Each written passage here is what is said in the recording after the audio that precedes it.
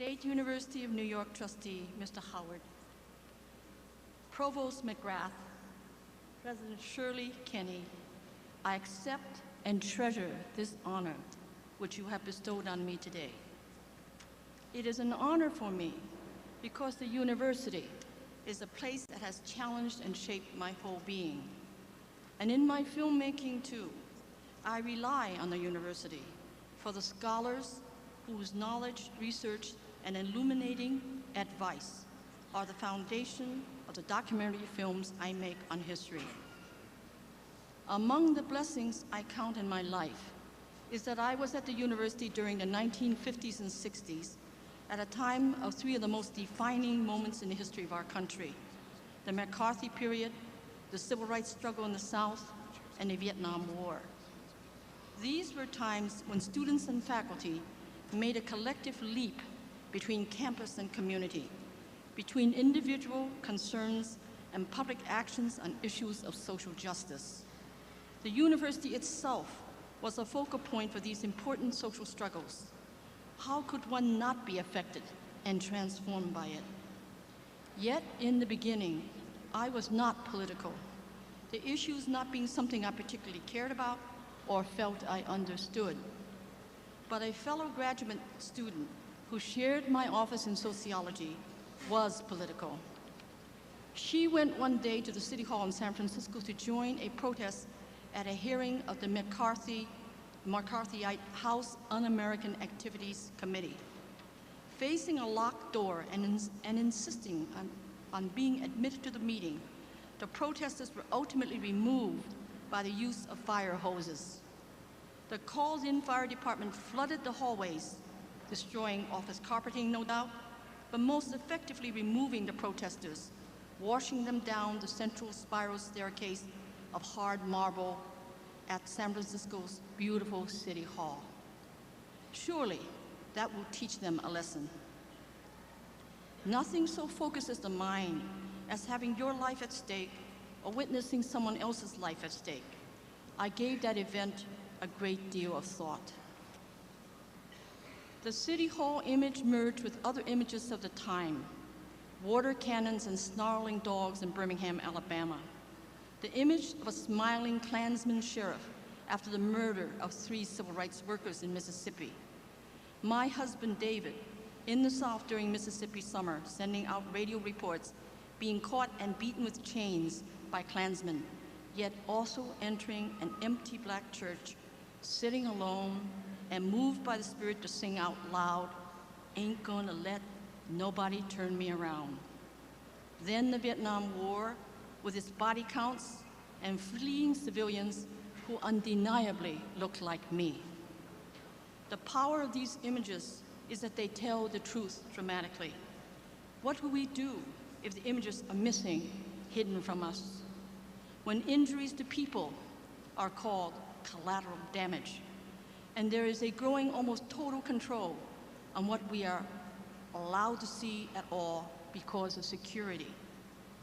My husband David and I have a daughter, May-Ying, who is right now in Iraq. She is there as an independent video journalist looking to capture truthful images to send out for the rest of us to see. The risk to a loved one, as I said, focuses the mind. So I think of Iraq every day, all the more unwilling to leave it to our leaders to act in our name, without hard questioning, without serious objection. My dear friend and esteemed colleague, Professor Gary Marr of your philosophy department here at Stony Brook, once told me that Arnold Toynbee spoke about those who default from participating in the defining historical moments of their time. He called them truants from history. Receiving this honor from you today, I think also of 2 students of mine in Berkeley who did act on their moment of history. Roberto Hernandez and Luis Ochoa were both part of a nonviolent campus sit-in for Palestinian rights. New university rules banned such rallies. Almost 30 students were arrested and placed on academic suspension, compromising their student financial aid, and Roberto, as an identified leader, was threatened with his graduation diploma being withheld. Imagine if you could not attend this convocation today with your friends and proud relatives. Speaking to my students, I want to express my respect for them. I want to say to them, each time you speak truth to power, I honor you. Each time you take a risk for the sake of your ideals and fall, I honor you. Each time you rise to act again, I honor you. From my family, there's only my husband here today, but I would not want to leave you with one final family image that I carry with me always. It is a blessing that my mother gave to me in a crisis between us when I was 19. I had won a summer scholarship to join a Quaker work camp the American Friends Service Committee ran in a small village outside Mexico City, a village with no water or electricity. This was no year-round, year-abroad program. It was a time before the Peace Corps or VISTA. My mother could not understand why I would want to go to such a place.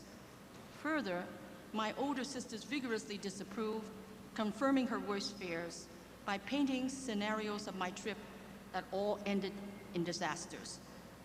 I knew they would object, but felt I owed it to my sisters for all those years of looking after me as the youngest, to hear them out.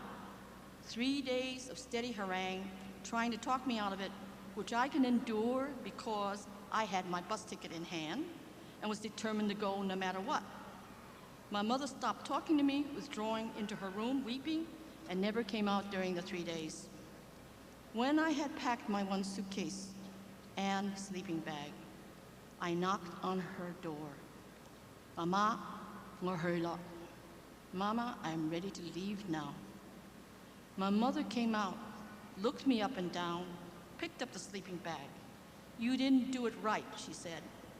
She had never sleeped a sleeping bag in her life, but she rolled it up again, tight like a sausage, and showed me how I could carry the suitcase and sleeping bag in one arm and have the other hand free. Then she gave me some money and said, if I ran into trouble, I should call home, walking me to the door. All the time, she was weeping, and so was I. I can see her as she stood by the door, sending me out into life, and it has brought me all the way here today. I wish for everyone present at this convocation that you have someone like that in your life, and also that you would do the same for someone else, giving them your support, your belief in them, helping send them on their way in life. Thank you for this wonderful honor and this wonderful occasion to speak to you.